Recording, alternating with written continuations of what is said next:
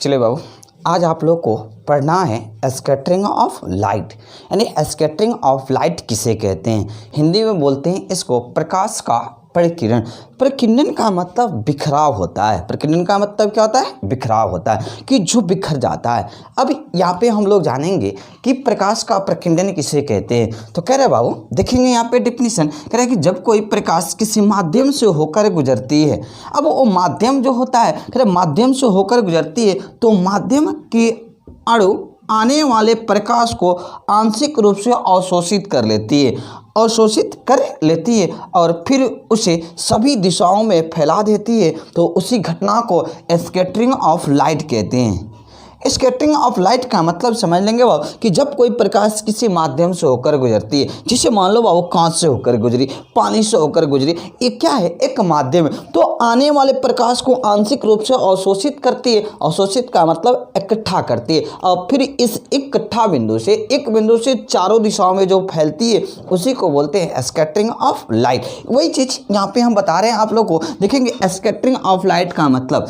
आगे एक नोट बताए हैं, ये नोट है कि हम जानते हैं कि लाल रंग का तरंगदैर्घ्य सबसे अधिक होता है। ये बाबू आप लोग पहले से जानते हैं कि लाल रंग का तरंगदैर्घ्य सबसे अधिक होता है, जिस कारण लाल रंग का प्रकीर्णन बहुत कम होता है, यानी सबसे कम होता है। तो यहाँ पे देखिए लिखें, जिस कारण लाल रंग का प्रकीर्णन सबसे कम होता है तथा बैंगनी रंग का तरंगदैर्घ्य सबसे कम होता है, जिस कारण इसका प्रकीर्णन सबसे अधिक होता है। अब भी ये भी जानते हैं पहले से कि लाल रंग का तरंगदैर्घ्य सबसे अधिक होता है, जिस कारण इसका प्रकीर्णन सबसे कम होता है, परंतु बैंगनी रंग का तरंगदैर्घ्य कम होता है, इसलिए इसका प्रकीर्णन सबसे अधिक होता है। अब देखिए इसका एक छोटा सा फिगर बनाए हैं यहाँ पे। कह रहा है कि जब कोई प्रकाश किसी माध्यम से होकर गुजरती है, अब ये माध्यम मान लो बाबू ये निर्वात से आया और किसी माध्यम में प्रवेश किया, तो आने वाले प्रकाश को आंशिक रूप से अवशोषित कर ली, यानी इकट्ठा कर ले और इस बिंदु से चारों दिशा में जो फैला रही है बाबू उसी को बोलते हैं स्कैटरिंग ऑफ लाइट। तो अगर आपसे कोई पूछता है कि स्कैटरिंग ऑफ लाइट किसे कहते हैं, तो उसका डेफिनेशन आप यहां से बताएंगे कि जब कोई प्रकाश किसी माध्यम से होकर गुजरती है